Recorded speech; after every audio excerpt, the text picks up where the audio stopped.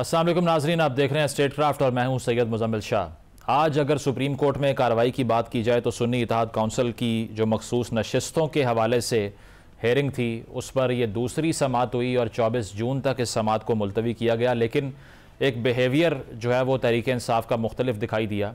वो तहरीक इंसाफ जो पहले कह रही थी कि अदालतों से हमारे हक़ में फ़ैसले नहीं आ रहे और जो कह रहे थे कि चीफ़ जस्टिस साहब के आने के बाद से हमें इंसाफ नहीं मिल रहा, आज बैरिस्टर गौर साहब की तरफ से खासी उम्मीद का इजहार किया गया। उन्होंने कहा कि 25 जून को तमाम मखसूस नशिस्तें जो हमारा राइट था वो हमें वापस मिल जाएंगी। ऑन द कॉन्ट्ररी PMLN जो कि तहरीक इंसाफ पर इस बात पर तनकीद करती थी कि ये अदालती फ़ैसलों को एक्सेप्ट नहीं करते, आज उनकी तरफ से तनकीद सामने आ रही थी, क्योंकि बैरिस्टर अकील भी ये कह चुके हैं कि अदालतों से एक मखसूस सियासी जमात और शख्सियत के लिए नरमी पर मबनी फ़ैसले सामने आ रहे हैं। तो देखना ये है कि ये जो प्रेशर अनफॉर्चुनेटली अदलिया के ऊपर एग्जर्ट किया जाता है सियासी जमातों की तरफ से, इसको कोर्ट्स कैसे रिस्पॉन्ड करती हैं।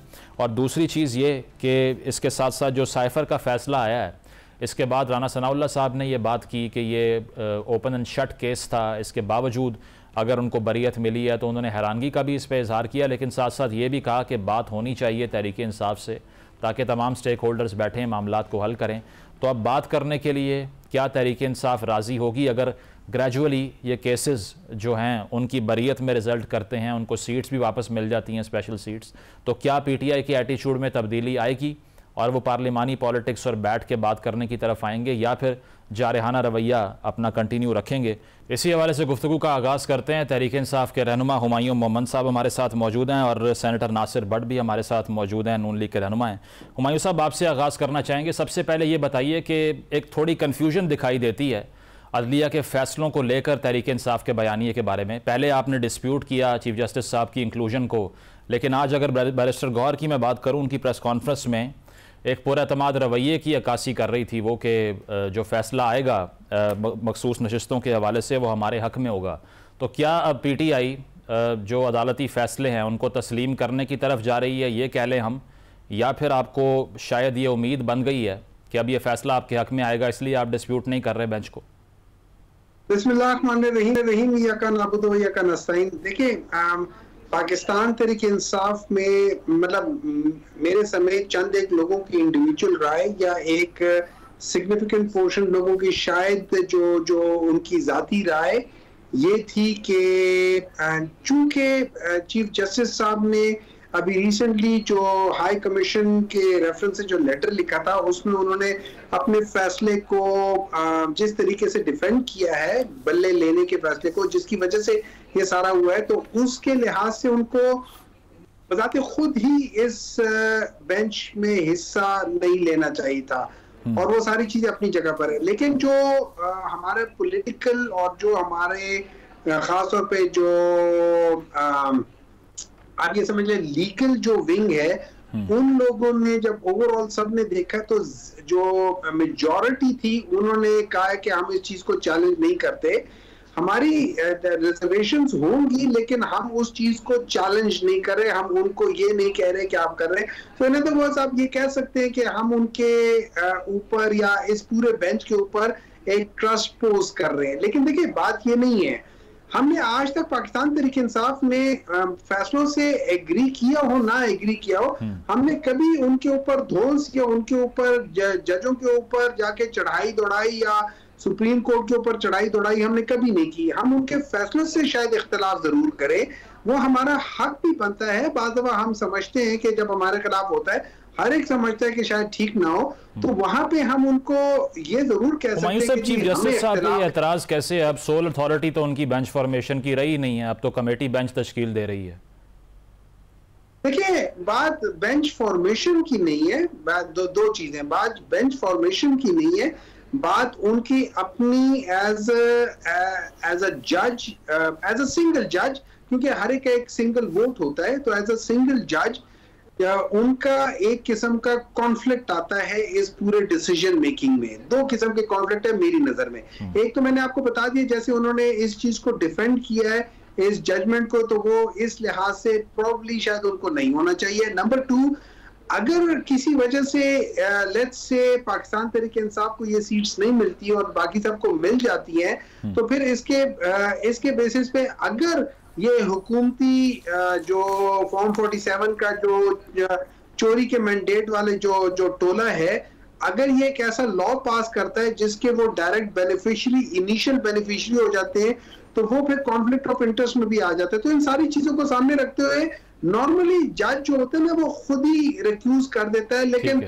हम उसको चैलेंज नहीं कर रहे, विच इज वेरी फेयर। आप चैलेंज ना करो, आप उनके अपने सवाबदीद पे कर दो कि वो क्या करते हैं। जी सही। नासिर साहब, आपको भी गुफ्तगू में शामिल करना चाहूँगा। ये एक तो साइफर का जो फैसला आया है, इसको अब सुप्रीम कोर्ट में हुकूमत चैलेंज करने जा रही है, तो इस पर अगर प्रोसिक्यूशन ही इतनी कमज़ोर रही है कि पब्लिक, आपके मुताबिक तो पब्लिक में आके उन्होंने वो साइफर दिखाया, साथ साथ ये कि शाह महमूद साहब के बयानात भी ऑन रिकॉर्ड हैं, आज़म खान साहब का बयान भी आ गया, तो उसके बावजूद अगर कुछ साबित नहीं हुआ, अब आपको अदलिया से इख्तलाफ है, क्योंकि अब नज़र यही आ रहा है कि PMLN अब क्रिटिसाइज़ कर रही है जुडिशरी को, पहले PTI कर रही थी, तो इससे यही समझ लें कि जिसके खिलाफ फैसला आएगा वो ग्रीवेंसेस का इजहार करेगा अदलिया के खिलाफ।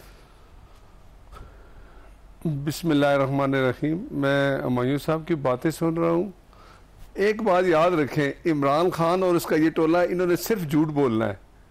ये आप जब ये मुसल्लत हुए ना 2018 में वोट चोरी करके, इनको एक रजीम थी, बाजवा, फैज़ और साकिब निसार जैसे लोगों ने इसको वोट चोरी करके अवाम का इसको मुसल्लत किया। ये उस वक्त भी झूठ बोलता रहा, ये उस वक्त भी कहता रहा कि मैं 35 पंक्चर, उसके बाद कहता है कि वो तो एक सियासी बयान था। तो इन लोगों ने ये अब दबाव डालते हैं जजेस पे, इनका यही काम है। हालांकि अदलिया के फैसले, ये मैं अब कहता हूं कि इन्होंने पहले ही चीफ जस्टिस पे अदम एतमाद की आवाज़ें निकालनी शुरू कर दी हैं, क्योंकि ये दबाव बढ़ाते हैं। ये इनको पता है कि इन्होंने भी चीफ जस्टिस काजी फायज ईसा के खिलाफ एक रेफरेंस दिया, इमरान खान ने दिया ना, बाद में इमरान खान ने कहा मैंने नहीं दिया जी, वो तो उधर से ही आया था। आप समझ रहे हैं ना। तो इन्होंने सिर्फ झूठ बोलना है। मैं आपको ब्रेकिंग न्यूज ये दूं, फैसला जो भी आए इन्होंने ऐसे ही झूठ बोलना है। आ गया तब इन्होंने, इनके हक में आया तब इन्होंने कहना हो जी देखें जी ये क्या फैसला है, हमें तो पहले ही पता था। ठीक है, हुमायूं साहब ये इसको रिस्पॉन्ड कर दें। वो कह रहे हैं प्रेशर टैक्टिक है तहरीक इंसाफ का कि फैसला आने से पहले ही बेंच को या चीफ जस्टिस को डिस्प्यूट कर देना दरअसल प्रेशर एक्सर्ट करने के मुतरादिफ है। देखिए जी, बात यह है कि पिछले 3 मिनट में कोई एक बात ऐसे नहीं थी कि जिसको कोई इंटेलेक्चुअल लेवल की बात हो सके, तो उस पर मैंने क्या कमेंट करना है। ठीक है ना, सिंपल सी बात यह है, हमने ये नहीं कहा कि हम उनके जो चीफ जस्टिस है उनके ऊपर हम अदम एतमाद करते हैं। मैंने कहा है कि नॉर्मली अगर इस किस्म की बात होती है तो जज खुद अपने आप को रिक्यूज कर देता है। की माजरत, बैरिस्टर गौहर ने कोट अनकोट ये कहा है कि जब से काजी फायज ईसा साहब चीफ जस्टिस बने हैं हमारे साथ ज्यादती हो रही है, इंसाफ नहीं मिल रहा। और क्या मतलब है इसका? मैं उसकी वजह बता देता हूँ। देखिए, उसकी वजह यह है, जो सबसे बड़ा जुल्म जो हुआ है वो हुआ है बल्ले के निशान पे। अच्छा, एक बात याद रखिए, Pakistan Tehreek Insaf as a political party registered है with the election commission of Pakistan. Pakistan political party registered है, लेकिन आपने उसका निशान ले लिया। निशान जो है ना, ये बेसिकली अवाम के लिए, इसका ताल्लुक पार्टी से नहीं है। It is just a symbol for recognition of the party, क्योंकि ज्यादातर लोग, एक सिग्निफिकेंट पोर्शन जो है वो पढ़ा लिखा नहीं है, तो वो निशान की तरफ जाता है। या तो आप पार्टी को उसको कहें कि भाई हम इसको रजिस्टर नहीं कराते, इसको करते, और बात है।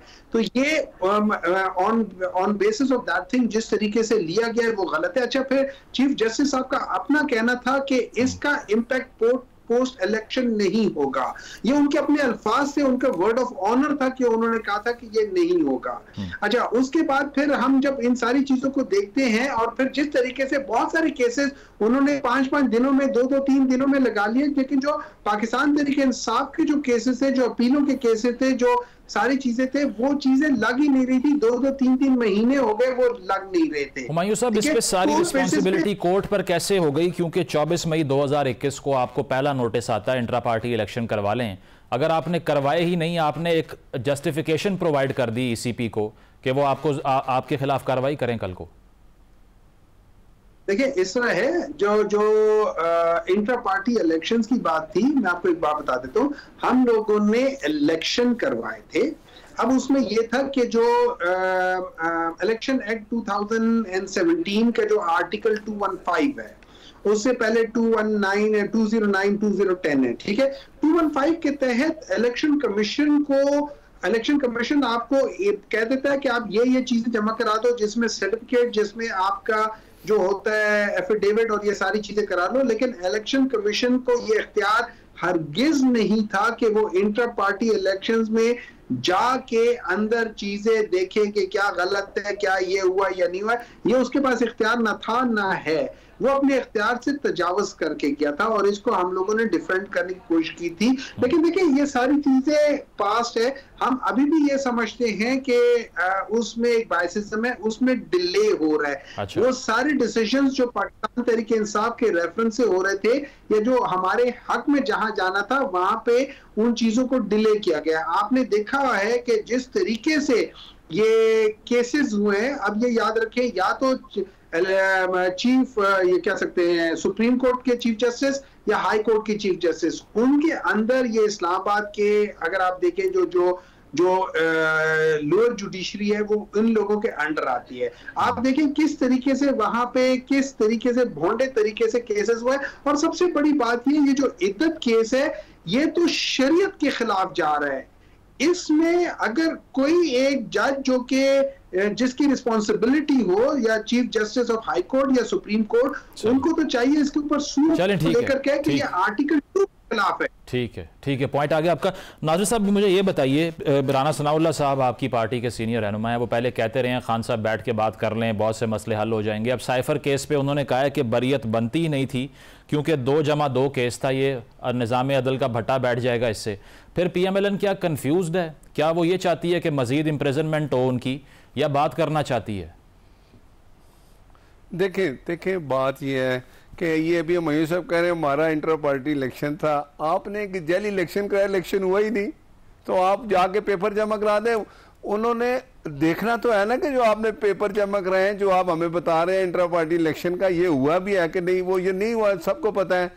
बात ये है कि साइफर का केस जो था ये इमरान खान ने लहराता था ना हर जगह कि मेरे साथ जो है ये देखें अमेरिका ने मेरे साथ जो है ना उसकी वजह से मुझे निकाला गया, अमेरिका ने मेरे खिलाफ ये किया, वो डोनाल्ड लू के खिलाफ ये बोलते रहे। फिर एक वक्त है उनके पास चले गए। पाकिस्तान में इमरान खान ने कभी भी, आपको मैं आज लिख के देता हूं कि उसने कभी भी मुस्बत बात नहीं करनी। तो आप क्या है फिर नासिर साहब, गवर्नमेंट में 4 साल तो आपका है ना? ये एक ट्वीट देखे आया था, मेरी बात सुने, हबूदुर रहमान ट्वीट आया ना, ये लोग आज तक मान रहे हैं कि हमने किया है, ना उस ट्वीट को ये डिलीट करते हैं ना उसको ऑन करते हैं और उस पर बहस किए जा रहे हैं।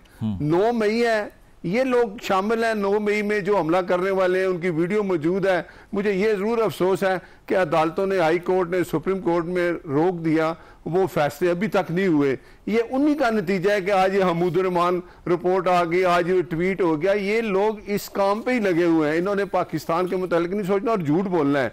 ये वो कहते थे ना कि पाकिस्तान, इमरान खान कहता था, ये लोग कहते हैं पहले इमरान फिर पाकिस्तान। तो इन लोगों ने कोई सबक नहीं सीखा। पाकिस्तान की अवाम आज जिस हालत में है उसके जिम्मेदार भी ये इमरान खान है और वो उसका टोला है जिसमें बाजवा और मुझे ये बताइए, आपने साइफर अगर आप पेश कर देते, क्योंकि आपकी हुकूमत के अंडर इंक्वायरी कॉल हुई थी, तो उनके लिए मुश्किल पैदा हो जाती, आपने पेश ही नहीं किया। देखे ना, ये कहते थे ना साइफर मेरे पास है, गुम हो गया है, मैंने वो देखा नहीं। साइफर का काम स्टार्ट किसने किया? इन्होंने बोला है, जो एक चीज नॉर्मल चीज थी, इन्होंने उसको इतना बड़ा इशू बनाया सिर्फ अपना बयानिया बनाने के लिए।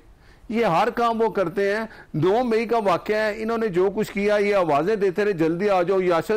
वो राशिद थी, यास्मीन राशिद, वो वीडियो में कह रही है इस तरफ चलना है, इस तरफ चलना है, और कोर कमांडर के घर चलते हैं। क्या उसको फूल देने जा रहे थे?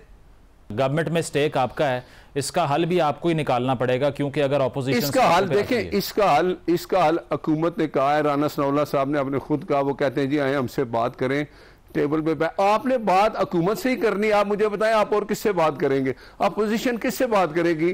कोई भी मसाइल है उसका हल टेबल पे बैठ के है ना।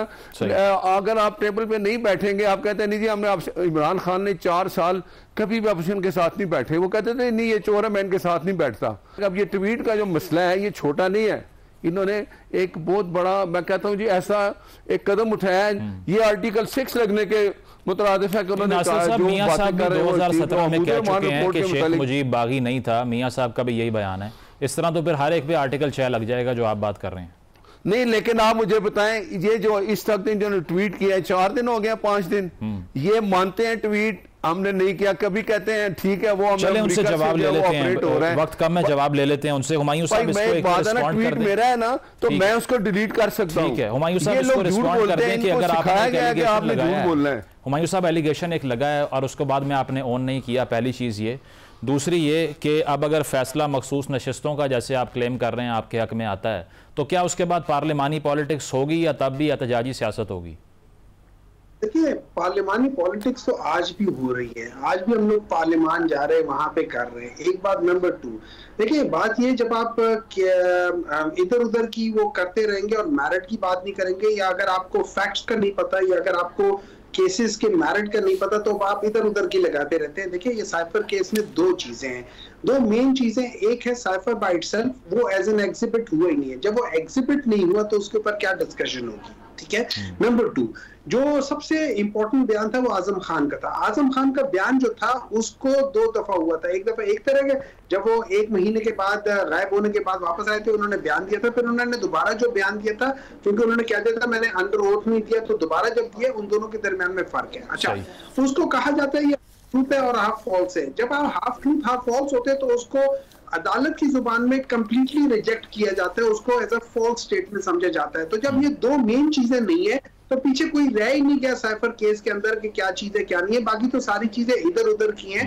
And I want to stay on facts, बजाय इसके कि मैं टाइम वेस्ट करूं। चलें, शॉर्टली स्पेशल सीट्स का फैसला if it goes against you accept कर लेंगे उसको?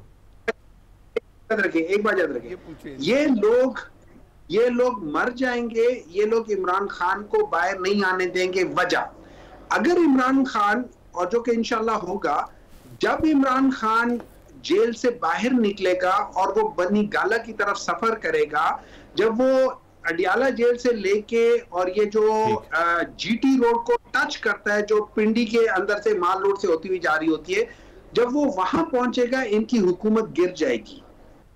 जब वहां पहुंचेगा, बनी गाला बहुत दूर की बात है, ठीक, जब वो वहां पहुंचेगा इनकी हुकूमत उधर गिर जाएगी। ये कभी नहीं चाहेंगे कि वो अडियाला जेल से बाहर निकले। सही, चलें, इस पर आपकी पार्टी के बहुत से लोग ऑप्टिमिस्टिक भी हैं वैसे कि जल्द वो बाहर आ जाएंगे। बहुत बहुत शुक्रिया। एक ब्रेक शामिल करते हैं, डिस्कशन को कंटिन्यू करेंगे। Stay with us. Welcome back नाज़रीन। स्पेशल सीट्स के हवाले से एक आर्गूमेंट ये किया जाता है कि ये पॉसिबिलिटी मौजूद है कि जो सियासी जमात जो जनरल सीट्स पर मैंडेट लेकर आई है उसी प्रोपोर्शन से उसको स्पेशल सीट्स मिलेंगी। तो क्या ये पॉसिबल है कि 77 सीटें जो कि सियासी जमातों को मिली, जो कि उनके मैंडेट के मुताबिक नहीं थी, वो मेंटेन रह पाएँ? और अगर वो मेंटेन नहीं रहती और तहरीक इंसाफ को भी नहीं मिलती तो तब क्या होना चाहिए?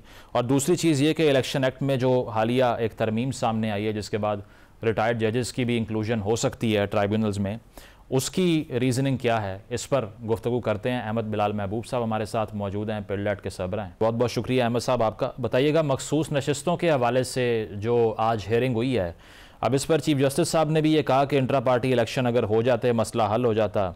आप क्या समझते हैं कि ग्राउंडिंग जो है पीटीआई की वो मजबूत है इस स्टेज पर, जबकि उनके खिलाफ जो आर्गूमेंट था वो यही था कि सुन्नी इत्तेहाद काउंसिल हो या तहरीक इंसाफ हो, दोनों की तरफ से वो तमाम तकाजे पूरे नहीं किए गए कि उनको स्पेशल सीट्स मिल सके? जी बहुत शुक्रिया।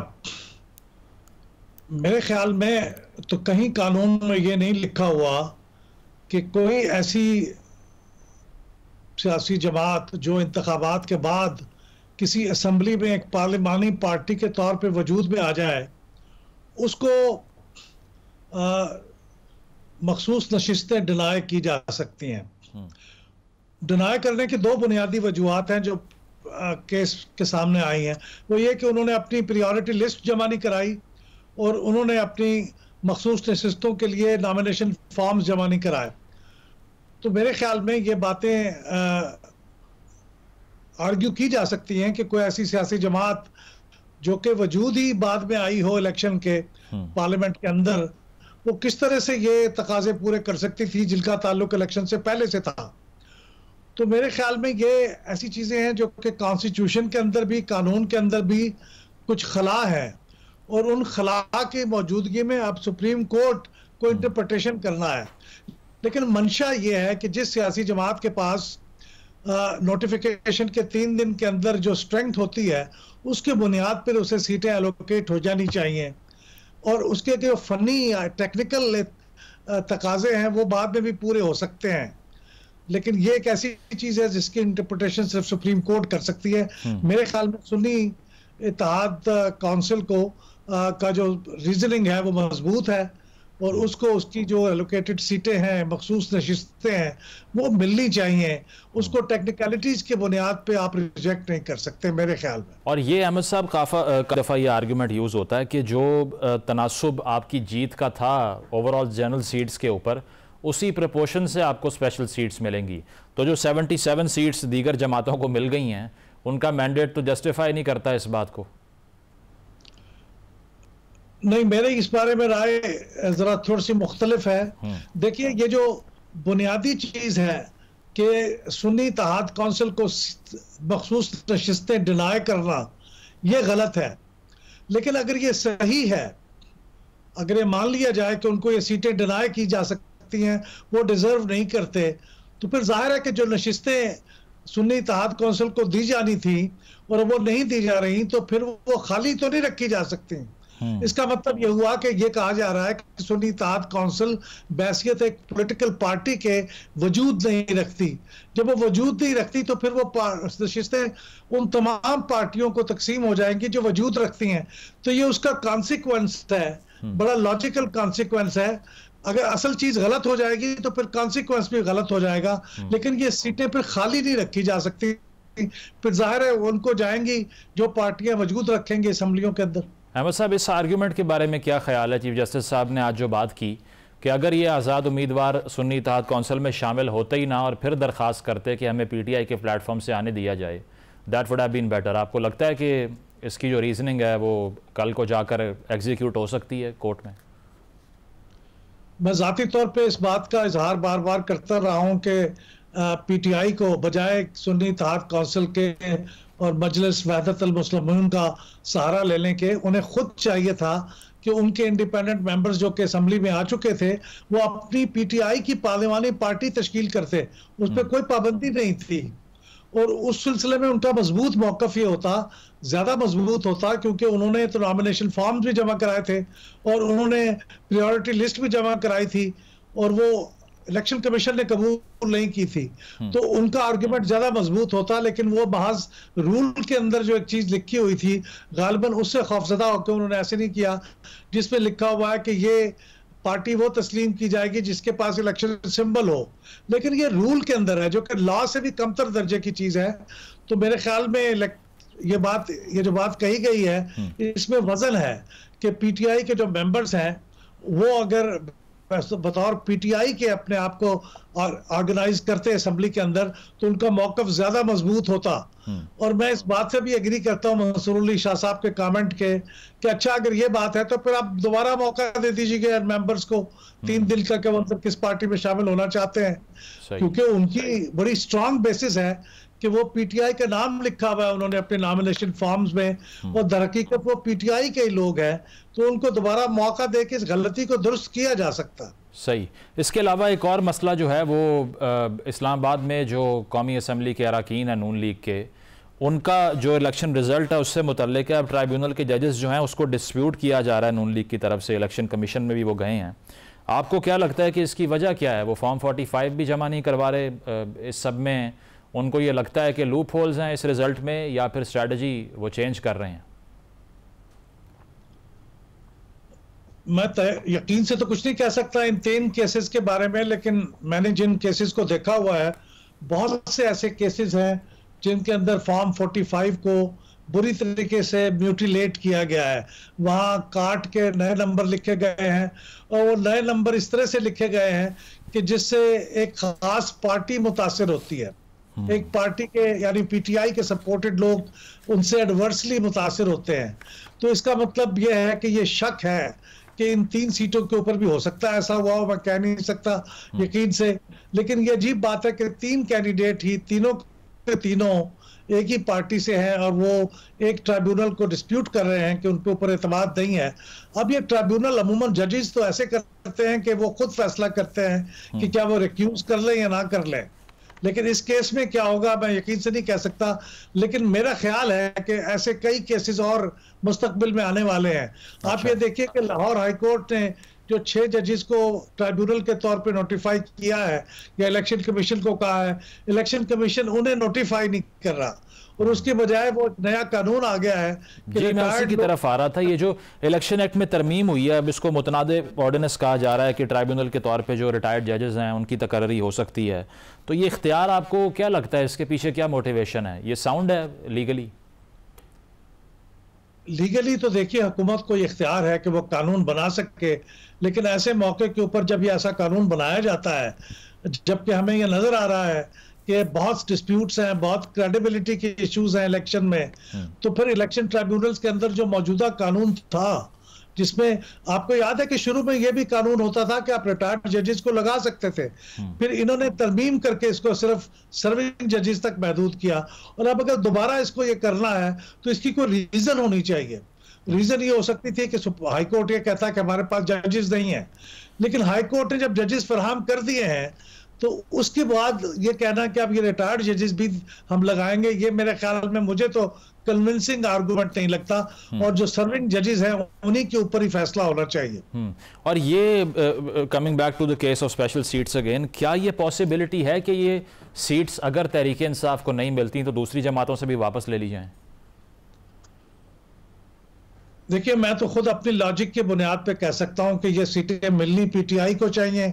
अब सुन्नी इत्तेहाद काउंसिल के नाम से है तो उनको मिलनी चाहिए, लेकिन अगर ये उनको नहीं मिलती और ये बात फैसला हो जाता है कि उनको नहीं मिल सकती कानूनी और आईनी एतबार से, तो फिर ये सीटें खाली नहीं रह सकती। फिर उनको डिस्ट्रीब्यूट करने का एक ही तरीका है कि जो पार्टियां मौजूद हैं उन्हीं के अंदर तकसीम होंगी और किसी को तो नहीं जा सकती। ठीक है, बहुत बहुत शुक्रिया। अहमद बिलाल साहब हमारे साथ मौजूद थे। उनका यही था कि ये जो सीट स्पेशल सीट्स के हवाले से वो बात कर रहे थे, इसको खाली नहीं छोड़ सकते।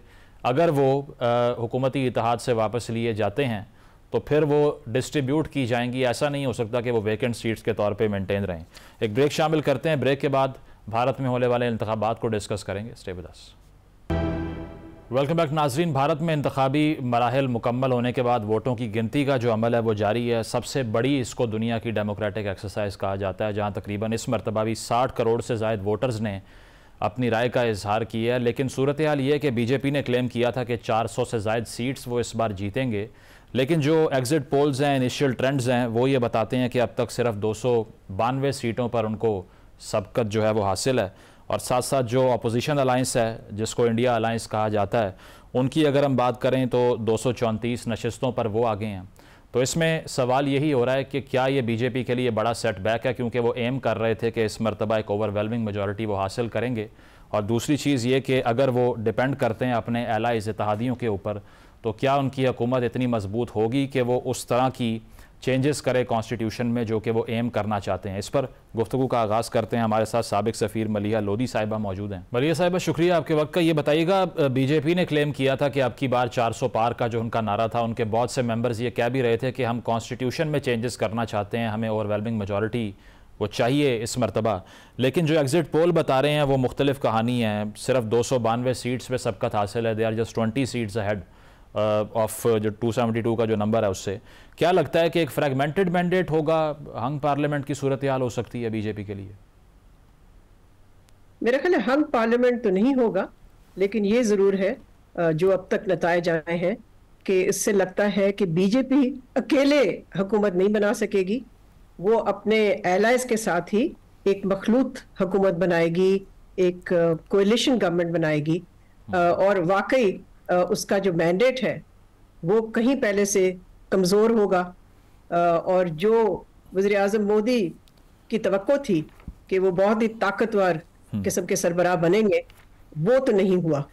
और ये जो एग्जिट पोल्स हैं वो काफी हद तक गलत निकली, इसलिए कि अगर आप देखें कांग्रेस पार्टी जो कि एक अलायंस में है जिसका नाम इंडिया है, उन्होंने बहुत बेहतर किया है। जो एग्जिट पोल्स कह रही थी उसके मुताबिक तो नहीं हुआ, स्ट्रॉन्ग परफॉर्मेंस है उनकी। तो मोदी को एक बहुत ही स्ट्रॉन्ग ऑपोजिशन का सामना करना पड़ेगा, और एक और चीज करनी पड़ेगी जो अब तक उन्होंने कभी नहीं की, और वो है शेयरिंग पावर। अब तक तो वो अकेले ही यूनिलैटरली गवर्न करते रहे हैं भारत पे, लेकिन अब उनको पावर शेयर करनी पड़ेगी अपने एलाइज के साथ, और एक स्ट्रॉन्ग ऑपोजिशन का सामना करना पड़ेगा। मरिया साहबा, ये जो इकोनॉमी के जो आदाद शुमार होते हैं ये खासा पॉलिटिशियंस को साउथ एशिया में हेल्प करते हैं अपनी कैंपेन ड्राइव करने के लिए, तो उस पर तो क्लेम यही रहा बीजेपी का कि they have done a ट्रेमेंडस job. उसके बावजूद what do you think has went wrong for them?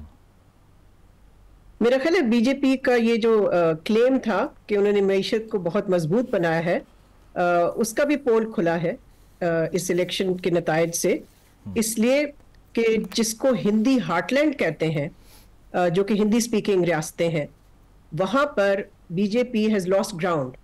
बहुत हद तक उनकी हिमायत कम हुई है, और उसकी वजह क्या है?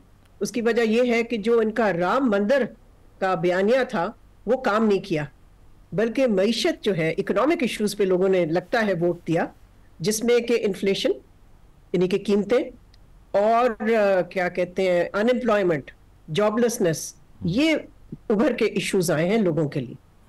और इसके साथ साथ जो हमने कुछ टैक्टिक्स भी देखे एनफोर्समेंट डायरेक्टरेट की तरफ से, सीबीआई की तरफ से अपोजिशन जमातों के रहनुमाओं के घरों पे छापे मारे जाना, केजरीवाल साहब का अरेस्ट हो, आपको लगता है इसने भी बीजेपी के इमेज को हर्ट किया है कि डेमोक्रेटिक इमेज वो मेंटेन नहीं कर पा रहे, उन पे इल्ज़ाम लग रहे हैं कि ये अथॉरिटेरियनिज्म लेकर आ रहे हैं इंडिया में? जी बिल्कुल, मेरा ख्याल है जो जमहूरियत भारत की थी एक वक्त, उसको तो बहुत हद तक मोदी ने और उसकी बीजेपी पार्टी ने उसको कमजोर किया है, उसको इरोड किया है। तो उस हवाले से भी मेरा ख्याल है जो इलेक्शन हुआ है उसमें भी, जिसको अंग्रेजी में कहते हैं इवन प्लेइंग फील्ड, वो नहीं मिला ऑपोजिशन को। 2 ऑपोजिशन मेंबर्स को तो जेल में डाला, फिर उन्होंने कांग्रेस पार्टी के अकाउंट्स जो हैं उनको फ्रीज किए मार्च में, और इसी किस्म की जो कोर्सिव एक्शंस लिए, जिससे कि जाहिर है लोगों को पसंद तो नहीं आया ये, और उसका फिर जवाब मिला लोगों को इस इलेक्शन के रिजल्ट्स में। तो कांग्रेस ने अपने पार्ट पे क्या बेहतर किया? क्योंकि कहा यह जाता है कि जो एंटी मोदी वोट है वो कांग्रेस को मिला। इसका यह मतलब नहीं कि कांग्रेस ने बजाते खुद कोई अपनी पॉस्चरिंग बेहतर की है। राहुल गांधी साहब ने, आपको लगता है कि उन्होंने भी कुछ ना कुछ एजेंडा अपना जो है वो आवाम को बताया, ऐसा जो वो बिलीव कर रहे हैं इस मरतबा उन पे? मेरा ख्याल है कांग्रेस पार्टी ने कोशिश तो इस दफा बहुत की है, और वाकई जो मैंने फॉलो किया है उनकी सोशल मीडिया की कैंपेन भी काफी स्ट्रॉन्ग थी। उसके अलावा मैं समझती हूँ कि राहुल गांधी और उसकी बहन ने जिस किस्म की मुहिम चलाई उसका असर तो ज़रूर हुआ। और मेरा ख्याल है मईशत के हवाले से इकोनॉमिक इश्यूज पे जो उन्होंने तनकीद की बीजेपी की हुकूमत पे और उनके क्लेम्स को चैलेंज किया, उसका असर ज़रूर पड़ा है वोटर्स पे। मरिया साहिबा, मुझे याद है एक्स प्राइम मिनिस्टर खान साहब ने कहा था 2019 के इलेक्शन से पहले कि अगर बीजेपी जीते तो बेहतर होगा। उसकी वजह यह है कि कांग्रेस पे प्रेशर होता है कि वो पाकिस्तान से बात ना करे। अब क्या ये बयानिया ठीक है if Modi returns to power for the third time? हमें तो पहले देखना यह है कि हुकूमत कौन बनाता है और किस किस्म की बनती है, और फिर हमें यह भी याद रखना चाहिए कि इस इलेक्शन कैंपेन में जिस किस्म की पाकिस्तान बैशिंग हुई है और मुसलमानों के खिलाफ जिस किस्म के अल्फाज इस्तेमाल किए गए हैं मोदी ने खुद और बीजेपी के और लीडर्स ने, तो उससे तो कुछ मुझे नहीं नजर आता कि कोई आसार अच्छे हैं पाकिस्तान इंडिया के ताल्लुकात को बेहतर करने के। लेकिन मेरा ख्याल है कुछ कहना इस वक्त कबल इस वक्त होगा। हमें देखना पड़ेगा कि एग्जैक्ट नताइज क्या आते हैं, फाइनल रिजल्ट्स क्या आते हैं, और फिर अगर एक कमजोर हुकूमत आती है तो फिर मेरा ख्याल है उनकी टेंडेंसी या टेम्पटेशन होगी कि वो पाकिस्तान के साथ एक हार्ड लाइन लें। लेकिन जैसे मैंने पहले भी कहा, आई थिंक प्रीमेच्योर है इस वक्त इस तरह का कंक्लूड करना। हाइपोथेटिकली स्पीकिंग, अगर मोदी साहब तीसरी मरतबा वजीर आज़म बनते हैं, पाकिस्तान में रिसेंटली डार साहब के अंडर भी ये डिस्कशन स्टार्ट हुई थी कि ट्रेड करनी चाहिए, बात करनी चाहिए। आपको लगता है होप होगी कोई बायलैटरल ट्रेड की उसके बाद, या फिर पाकिस्तान के लिए बुरी खबर हो गई है? देखिए, ट्रेड कैसे हो सकती है जबकि ताल्लुकात इतनी बुरी जगह पे हैं, और जब भारत ने कोई इंटरेस्ट नहीं दिखाया पाकिस्तान के साथ ताल्लुकात को मामूल पे लाने के लिए या बातचीत फिर से शुरू करने के लिए, तो ट्रेड कोई अलग से चीज तो नहीं है। फिर लोग भूल जाते हैं हमारे मुल्क में, और इस जरूरी है कि याद दिलाएं हम लोगों को कि 2019 में इंडिया ने जो एक्शन लिया था कश्मीर में, उससे पहले इंडिया ने 200% 200% कस्टम्स ड्यूटी लगा दी थी पाकिस्तानी इंपोर्ट्स पे। तो उस तरह की तो ट्रेड होना तो नामुमकिन है। और फिर ये भी कि किसी पाकिस्तान की हुकूमत जो है वो कश्मीर के बगैर कैसे ट्रेड बहाल कर सकती है, मुझे तो समझ नहीं आती। ये लोगों को एक्सेप्टेबल नहीं होगा हमारे मुल्क में। ठीक है, बहुत बहुत शुक्रिया मलिया साहिबा आपके वक्त का। और कहना यही था मलिया का कि अगर आपने पाकिस्तान ने ट्रेड रिज्यूम करवानी है तो उसके लिए पहले ताल्लुकात को बेहतर करना पड़ेगा। और दूसरी बात जो उन्होंने की, जिसका क्रक्स ये था कि इस मरतबा अगर बीजेपी की हुकूमत आती है तो वो पिछली मरतबा से खासी कमज़ोर होगी और अपने इत्तेहादियों पर डिपेंड करेगी। एक ब्रेक शामिल करते हैं, ब्रेक के बाद वापस आएंगे। Stay with us. नाज़रीन, प्रोग्राम आपने मुलाहिज़ा किया, अपना फ़ीडबैक ज़रूर दीजिएगा। इजाज़त दीजिए, अल्लाह हाफ़िज़।